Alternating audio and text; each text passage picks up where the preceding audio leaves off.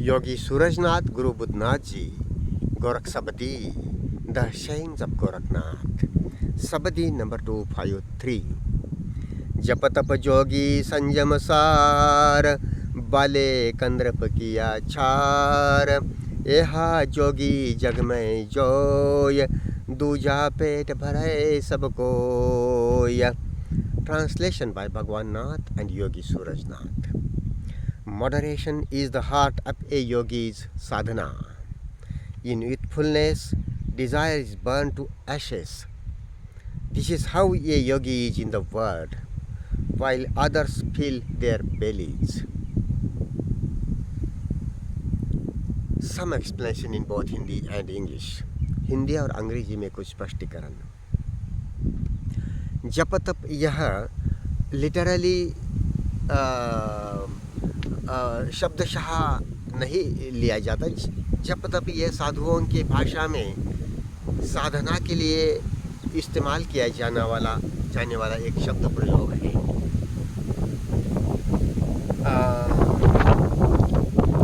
जप तप से मतलब है ध्यान की साधना, ज्ञान की समझ और साधना।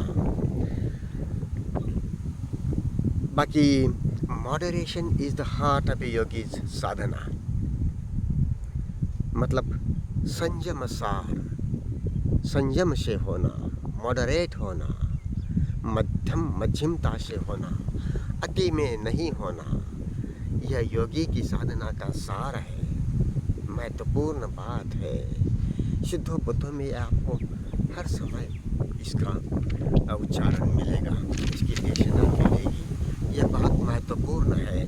किसी मनमुखी बातों के साथ अतिवादिता में जाना और अपने आप को जैसे बड़ा सीरियस समझना, कहना, ये अहमतोषी बात तो हो सकती है, इसमें सच्चाई नहीं होती।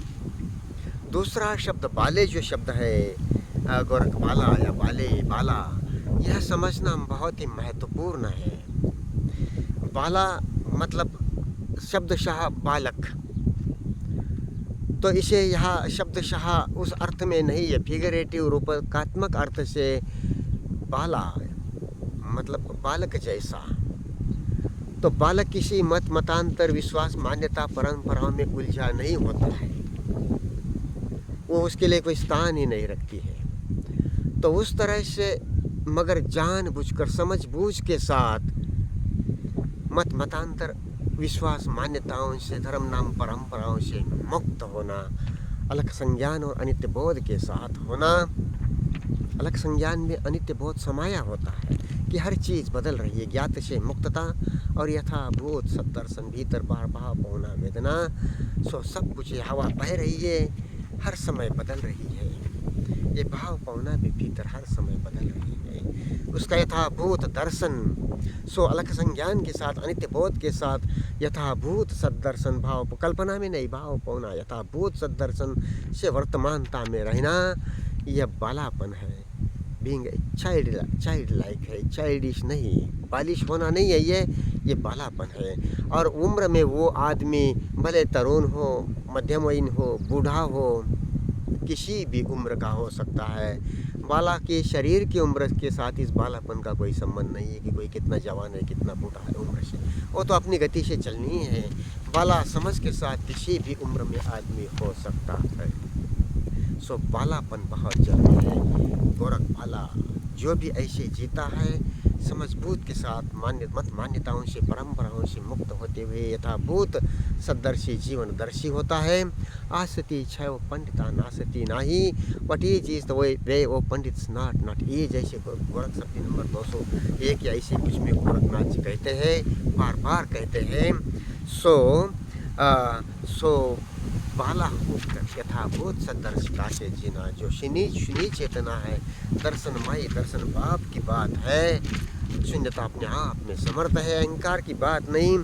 यह जोगी जग में जोय, ऐसा जो कोई है, स्त्री है, पुरुष है, गृहस्थ है, सन्यासी है, कोई भी है, समझ का लिंग नहीं होता। समझ किसी में कब कहाँ कैसी खुलेगी, कहाँ नहीं जा सकता। तो ये समझ बूझ की बात है, ज्ञान ध्यान की बात है। ऐसा जो भी रहता है, चाहे किसी भी लाइफस्टाइल में हो, किसी भी स्कूल परंपरा मान्यताओं में जन्मा हुआ हो, तो वो उससे मुक्त होता है, खुला खोजी होता है, और दर्शन ऑब्जर्वेशन ही खोज होती है। कुशलता के साथ यथाभूत दर्शन वही खोज होती है, उसी में खोज उकलन होती है, खोज होती है, एक्सप्लोरेशन होता है। ऐसा जो भी है वो योगी है ही जे योगी। योग की व्याख्या करते हुए गोरखनाथ योग अलग विज्ञान कहते, योग अलग विज्ञान है। योग इज चॉइसलेस प्योर अवेयरनेस, और ये यूनिक व्याख्या है, प्योर एब्सोल्यूट व्याख्या है योग की, दीन की, धम्म की, रिलीजन की।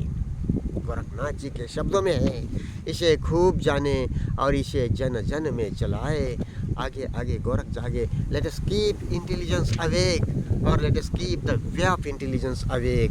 दूजा पेट भरे सब खोए। और बाकी जो है इसे बालापन से नहीं जीते, किसी परंपरा में उलझ जाते हैं, वही उनके अहंकार गले की हड्डी बन जाती है, अहम बन जाता है। तो ऐसे दूजा पेट भरे सब कोय, काल की गति में चलते जाते हैं, चलते जाते हैं। यहाँ ये कृष्णमूर्ति का कोट है बालापन के बारे में, जिद्दू का, जय कृष्णमूर्ति जिद्दू। तो वो हम पढ़ते हैं, धार्मिक मन बाला मन होता है, जो सीखता हुआ मन होता है, सो काल के परे होता है। बस ऐसा ही मन धार्मिक होता है। वह मन नहीं जो मंदिरों में जाता है, वो धार्मिक मन नहीं है। वह मन नहीं जो किताबें पढ़ता रहता है और नैतिकता की बातें करते हमेशा उद्धरण देता रहता है, रटता ही रहता है, पढ़ी किताब हुआ। वह मन धार्मिक नहीं है। जो मन प्रार्थनाएं करता रहता है, जो रटते ही रहता है, पूजा करता रहता है, प्रार्थनाएं करता रहता है, वह गहराई तक घबराया हुआ और ज्ञान से अंधा हुआ मन होता है। ज्ञान भला हो, बहुत बड़ा हुआ ज्ञान, इस किताब का, उस किताब का, शास्त्रों का, वो ज्ञान से अंधा हुआ मन होता है, भीतर से बहुत ही घबराया हुआ मन होता है। सो यह धार्मिक मन नहीं है।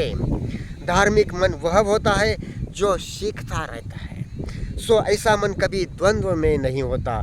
सो बाला मन होता है, चाइल्डिश होता है, बाला मन होता है, चाइल्ड लाइक होता है, चाइल्डिश नहीं। सो बाला मन होता है, अजान मन होता है, अज्ञान नहीं, अजानता से होता है। ऐसा मन अकेला होता है, अलोन होता है।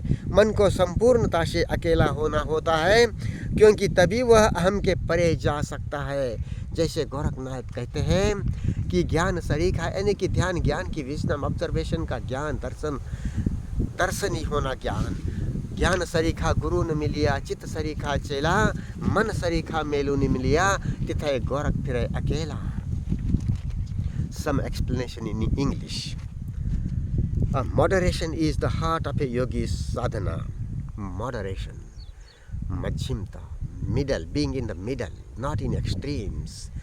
We see so many, there are many people involving in traditions and beliefs, and that way for the traditions and beliefs and the invented ways or sadhanas, they become very, very serious. But that seriousness is extremes, not a middle way, not being in the middle. सब्दी चाललेलं आहेत, video बनवायचं चाललं, सब्दीचं, गोरख सब्दी. ठीक है. Moderation is the heart of a yogi's sadhana. So not to go in extremes is essential, is necessary. Moderation is the heart of a yogi's sadhana. In youthfulness, desire is burned to ashes. Being youthful, this is very important to understand. In Gorakh Sabdi, it is everywhere there. Being youthful is nothing to do with age, whether he is young or middle-aged or old-aged. No, it is nothing to do with age. It is being mentally being young, mentally being free from traditions and beliefs, ideas and ideologies. That way, fresh to look, to listen, to observe, to learn life and its mysteries, easily, naturally, with moderation, not with extremes. So youthfulness is is found everywhere in Gorakh Sabadis, in Siddhas and Buddhas, in Jiddu as well. And so whoever lives so with moderation, being youthful, and with inquiry and with serious sadhana, that is an easy, sweet and natural way of meditation, observation of what is and emptying of the consciousness. Whoever lives so, he is a, this is how a yogi is in the world, he or she is a yogi. And while others fill their bellies, those puzzled with traditions, beliefs, or for this ego center and its fulfillments with desire or whatever, that way they fill their bellies. Here, let us read a note that is extracted, taken from Jiddu Krishnamurti, Jiddu or J. Krishnamurti, Jiddu.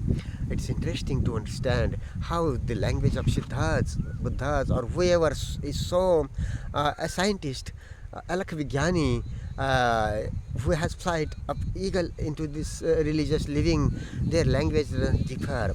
They say that ekam sat vipra bahuda vadanti, that is truth is one, but scholars say it differently. This is fundamentally flawed. Fundamentally flawed. Truth could be said in different language, but truth cannot be said differently. This is very important to understand. This, when they say that truth could be said differently, this is a matter of advocating in favor of their traditions and beliefs, which are fundamentally flawed. Understand that the language of mathematics, language of science or physics, language of right religion doesn't differ.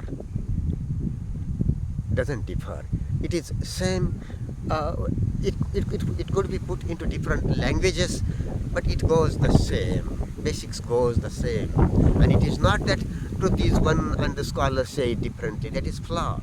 Truth is, whatever truth is, in whichever language it is said in the same way.